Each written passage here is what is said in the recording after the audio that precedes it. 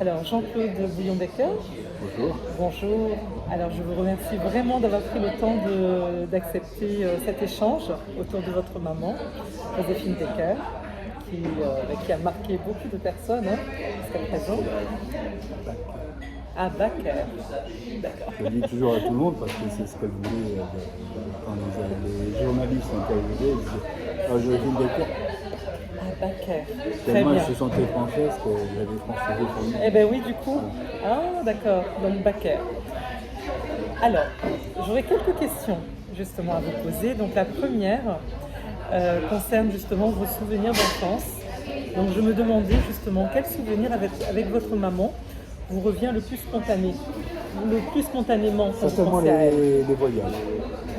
Les voyages à travers le monde, avec toute cette ribambelle d'enfants, et maman devant. Oui, Et alors, ne sachant pas qui on allait rencontrer exactement, l'importance qu'ils avaient dans le monde, mais aujourd'hui, j'ai écrit dans mes livres d'ailleurs, que ce soit Fidel Castro, le maréchal Tito, ou le pape Paul VI, ou Golda Meir, enfin, ça semble incroyable. Et alors, on traverse les pays, on traverse les cultures, et on n'est pas dans des hôtels 4 étoiles ou 5 étoiles ou des palaces, toujours. Par exemple, en Algérie, on fraye avec des petits, c'était juste après l'indépendance, donc dans des camps de réfugiés arabes, des orphelins du FLN, etc. Donc, maman voulait qu'on soit confronté à la misère aussi du monde. oui, vous étiez très... Et non seulement ça, mais aussi pour ceux qui étaient étrangers, nés d'étrangers, qui retrouvent leurs racines à un moment donné. Donc les voyages occupent une grande place, parce que les voyages sont toujours évidemment émerveillants. Et dans son sillage avec elle, ça devenait quelque chose d'extravagant aussi. Voilà. Ah, c'est-à-dire Si vous voulez, quand on est enfant, on n'a qu'une tendance, c'est de vouloir disparaître, de vouloir être comme les autres. On appelle ça l'arrasement, être comme les autres, ne pas dépasser, ne pas se faire remarquer. Très difficile avec Joséphine Becker, Tout à fait. parce qu'il fallait toujours qu'elle nous mette en avant, qu'elle montre le symbole de la fraternité universelle, sa tribu arc-en-ciel aux 4 coins du monde. Donc des fois, j'avoue que moi, personnellement, j'en ai un peu souffert de ça. Oui, d'être J'aurais préféré mis en avant, d'être constamment mis en d'être avant. toujours dans la lumière. Oui, je comprends. Lumière qu'on n'a pas décidé d'annuler. Tout à fait. C'est ça. Tout à fait. Mais on lui en tient par rigueur. Très bien. On est pris dans une sorte de tourbillon. voyage comme ça, de tourbillon incessant, et on ne peut pas y échapper. Oui. D'autant plus qu'avec une maman célèbre. Une maman plus que célèbre, Voilà. parce qu'elle était accueillie comme une chef d'État. J'aurais déjà appelé Rose, à descendre de l'avion, vous voyez dans les images d'archives avec les grandes stars, Tout à ou fait. les chefs d'État. Joséphine Becker, dans toutes les langues. Donc, des gens aussi différents que Maréchal Tito. Qui sait qui connaît aujourd'hui Maréchal Tito, qui est le fédérateur de la Yougoslavie. C'est une grande admiration pour le libérateur de son peuple, le combattant hors pair pendant la Deuxième Guerre mondiale. Ça aussi, il y a un lien avec la guerre. C'est ses personnalités, c'est-à-dire qu'elle admirait beaucoup ceux qui s'étaient insurgés, qui avaient vaincu les Allemands. Que ce soit De Gaulle, évidemment, son chef suprême historique, que ce soit le maréchal Tito, que ce soit pour une autre raison et dans un autre contexte, Fidel Castro, quand même, qui avait battu. Oui, les héros de l'histoire. Voilà, les héros de l'histoire. N'ayant pas été beaucoup à l'école, je pense qu'elle a lié les grands jeunes et les grandes femmes, parce que vous allez. Oui, madame, oui, c'est parisien. Oui. On a été un petit peu interrompus. Bon, ben, on va rebondir Voilà, sur je crois que- Oui. Et du coup, justement, par rapport à ce souvenir que vous avez de votre maman lié au voyage et lié à sa personnalité assez extravagante, du coup, comment décrirez-vous la mère qu'elle était en fait au quotidien? Compliqué de dire la mère, moi aussi. À certains moments, j'aurais préféré avoir une mère pour moi toute seule. Oui.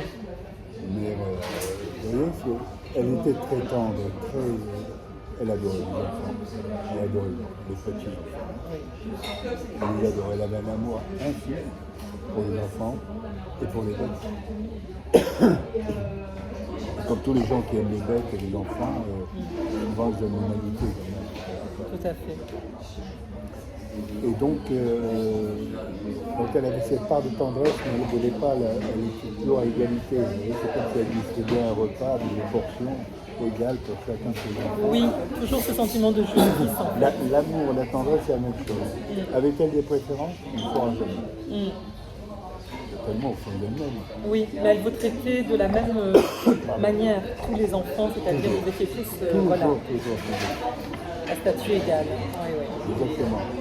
Elle fait partie de ce principe, adopter ensemble, élever ensemble, rigoureusement, dans le même amour, les mêmes affections, les mêmes droits, les mêmes devoirs. D'accord, le même amour aussi transmis, Le même amour, bien sûr. oui, la même relation. Oui.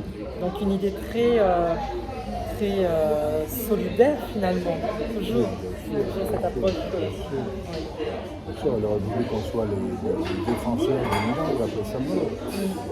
On soit chacun, nous avons réparti des rôles, complètement fictif, j'ai écrit dans mon livre, Le Château sur la Lune. Moi, j'étais désigné pour être notaire avec des papiers. D'accord. Des papiers, des secrets et tout. Un autre était avocat, un autre était ça. Tout ça pour défendre la forteresse des Milan, la forteresse de l'humanité qui était les Milan. Ah, c'est-à-dire qu'elle avait désigné des... Oui, mais elle avait désigné comme un jeu. D'accord. Mais un jeu qui prenait une certaine importance, Oui, notamment autour de son lit, à Baldaquin, elle était enfoncée dans son lit, à distribuer les bonbons, mais elle était très petite. oui. Et il était tu seras ça, toi tu seras ça, toi tu seras ça. Ah oui. Et c'était hallucinant, c'était totalement extravagant. Et elle avait quelque chose d'extravagant. Elle n'est pas devenue ce qu'elle est devenue comme ça, en étant tout à fait normal, entre guillemets. Non, c'était dans sa personnalité, mais dès très jeune d'ailleurs. Oui, loufoque. Voilà. Elle a commencé par la loufoquerie, Oui. se singulariser comme ça, en louchant, ok. Elle a continué dans la vie par le sérieux, mais un sérieux qui était en même temps extravagant, Tout à par fait. moment. Tout à fait. C'est ce qui fait l'épaisseur aussi du personnage. Ce qui fait la beauté, la tasse qu'on n'arrive pas à saisir. Si vous voulez, elle avait une aura autour d'elle, sur elle. Oui, et Elle avait quelque chose de magique. vous le sentiez aussi Oui, je le sentais dans le voilà, regard des pas gens. seulement dans le regard des gens. Le regard des gens du plus humble au plus Et c'était quelqu'un de plutôt simple plus notable, au quotidien avec vous, oui, justement, malgré son extravagance qui fait partie ça a d'elle. été la rencontre magique de tous les gens qu'elle a croisés. Les gens étaient comme ça et jusqu'à leur mort. Oui. Les gens des Milan, qui étaient les gens humbles autour des Milan qui travaillaient à Milan, on en parlait jusqu'à leur mort avec des étoiles dans les yeux. Et oui. Oui. Donc vous vous rendez compte, elle avait reçu ce protège-là. Elle était magique. Elle était magique, voilà, il y avait une magie. Elle avait une magie. Et du coup, qu'est-ce que vous avez appris justement pour en revenir à cette fameuse tribu arc-en-ciel qu'elle a voulu, qu'elle a voulu créer et qui était finalement quelque chose de très, on peut considérer comme utopique, mais c'était, mais en tout cas c'était son souhait. Qu'est-ce que vous avez appris du fait de vivre justement avec d'autres enfants d'origine multiple, que vous soyez tous d'origine multiple, qu'est-ce que a pu vous apprendre, a pu vous apporter, a pu vous... Si vous voulez, le grand leitmotiv et les opinions qu'on cohabitaient ensemble, avec mon père, Oui. c'était d'élever les enfants tout petits, ensemble, pour qu'ils prennent le goût et l'habitude de la fraternité et de la tolérance. très tôt. Voilà. Mais c'était un essai, il ne savait pas ce que ça allait donner en grandissant. Bien sûr. Allait-il se renier? Allait-il faire preuve de tolérance comme il l'avait souhaité? Oui, ça s'est passé comme ça.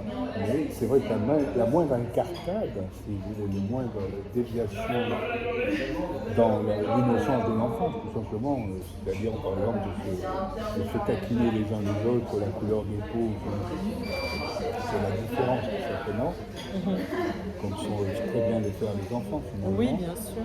Eh bien, chez elle, l'a plongée dans un état de presque de désarroi et de violence même. Moi, j'ai reçu un coup de prisonnier dans le dos. Vous avez reçu un? Oui, de prisonnier. Prisonnier. Est-ce que c'est un prisonnier? Non, c'est une sorte de... Non, c'est une barre de fer. Un martinet? Non, ah d'accord. Où on tisonne le charbon. D'accord. D'accord. Bon, enfin, moi, j'ai relaté dans mon... Excuse-moi de faire référence à mon livre, mais je prends bien soin d'expliquer pourquoi il avait plongé dans cet état de peur, comme ça, justement cette crainte qu'on se renie et qu'on devienne, entre guillemets, des petits racistes en grandissant. Est-ce que c'est absolument pas le cas? Est-ce que c'est absolument pas le cas? Oui. On fait preuve d'une grande tolérance. Déjà entre nous, évidemment, ça pose même pas de discussion, même avec les autres. Dans la limite, évidemment, des choses acceptables aussi. D'accord. Et du coup, je me demandais justement en quoi ces valeurs influencent-elles votre vie aujourd'hui en tant qu'adulte? Ah ben, ce que je viens de dire, c'est pour faire rapport à ce que je viens de dire, c'est... Oui, Quand je pense à elle, je pense toujours à... Seulement un dessin extraordinaire, parce que arrivé à Paris, elle sera plongée dans ce feuilleton artistique hors du commun, qui était les années folles, s'émanciper de ça, s'émanciper du rôle de la danseuse pour devenir chanteuse, de meneuse de revue, devenir agent secret, enfin. Et est-ce qu'elle vous parlait de justement son expérience de vie aux États-Unis? Non, il a fallu la découvrir tout seul, parce que son rôle, c'était son rôle de mère. D'accord. Il y a 4 facettes. Principale, disons, chez Joséphine Baker, c'est l'artiste, évidemment très jeune artiste, l'icône des années folles, combattant de la guerre, au service de la France dès le premier jour, sans aucune rigueur, inconditionnelle. Ensuite, il y a la combattante contre la ségrégation dans son pays. Tout à fait. Et la quatrième, c'est la mère universelle entre les deux. Donc, l'universelle, elle a déjà 50 ans. C'est pas une vraie femme. À partir de ce moment-là, c'est devenu la maman universelle. À telle enseigne que lorsqu'elle voyait à la télévision, le poste de les archives qui passaient avec elle, plein de pensées comme ça, et ceinture, elle sortait. C'est vrai? Oui, mon frère l'a. Oui, elle vous préservait en quelque sorte? Non, elle ne préservait pas, mais elle reniait tout ça. Oui, d'accord. C'était son passé. Elle ne pouvait pas le renier, mais elle essayait. Elle essayait, voilà. Pour mais nous. aussi son histoire en tant qu'afro-américaine aussi, elle reniait Ah non, pas du tout. par rapport à vous, Non, on n'en disait pas afro-américain. Oui. C'est relativement récent, tout à fait. Américaine, descendante d'experts, c'est pas la même chose. Sa grand-mère et sa mère, une Caroline du Nord. Oui. Donc, je n'ai pas afro-descendant, c'est nouveau. C'est nouveau, c'est un terme, oui, qui a évolué. Relativement nouveau. Elle était très combative, férocement, ardemment la ségrégation à extra-notoriété.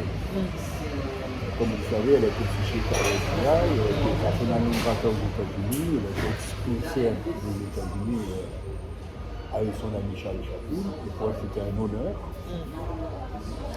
Et la réconciliation s'est faite finalement au moment de l'assassinat de Bob Kennedy en 1968, juste après celui de Martin Luther King. Oui. J'étais à l'enterrement de Bob Kennedy à New York. qui lui avait donné un visa justement pour la grande marche de Washington. Donc elle n'avait jamais oublié ça. Parce qu'un des moteurs essentiels de Joséphine Baker, c'est la reconnaissance et la gratitude. Et ensuite, évidemment, cette réconciliation merveilleuse à travers un concert qui a été piraté, qui est passé un peu comme ça à Carnegie Hall en 73. Donc c'est une grande réconciliation. D'accord, très bien. Mais elle s'est battue comme une lionne, elle s'est déguisée en... Elle a récolté les renseignements au sortir des églises, des propos des uns et des autres dans les assemblées blanches. Elle s'est imprimée en Madame Watson, avec des lunettes. Ah non, elle a fait l'agent secret. D'accord. Elle travaillait donc pour la NAACP, qui existe toujours, et qui est une grande organisation pour l'émancipation des Noirs. Oui, oui, oui. National Association for the Advancement of Colored People. Oui, NAACP, je la connais. Vous la connaissez, donc elle est séculaire. Donc, voilà. Donc, Joséphine a eu un grand rôle au sein de cette organisation. Elle devait prendre Coretta King, qui était la veuve du pasteur Martin Luther King, avait demandé à Joséphine de prendre la relève après l'assassinat de son mari. Elle a décliné, parce qu'elle ne voulait pas faire venir de deuxième fois de l'orphelinat. Elle aurait été certainement choquée. Oui. À cette époque-là, l'Amérique a été dans l'ivresse de la violence politique depuis le macartisme. Donc il faut bien resituer les époques aussi, pour bien comprendre le sens de ça. Et voilà, j'ai écrit dans mon dernier livre, là, Lumière noire de nos rêves, j'ai écrit là-dessus sur ça aberrant, absolument incroyable, car une sorte de guerre raciale comme l'a été la Seconde Guerre mondiale, sur la race, par exemple, Hitler, c'est tout ça. Eisenhower qui visite les camps de la mort, l'amoncellement de cadavres, qui ensuite va devenir président des États-Unis, et qui laisse sa ségrégation se poursuivre. Ce sont des contradictions. Non, mais vous vous rendez compte? Oui, oui. Ça, j'ai bien pointé, j'ai bien écrit dans le livre, c'est incroyable. Dans votre premier deuxième. livre? Ah, le deuxième. Très bien, merci. Merci. Voilà, j'espère que c'est bien. Ce Écoutez, sera c'est un utile en plaisir, tout cas. Tout à fait. Longue Tout à vie fait. au festival et bravo Fabien. Merci beaucoup.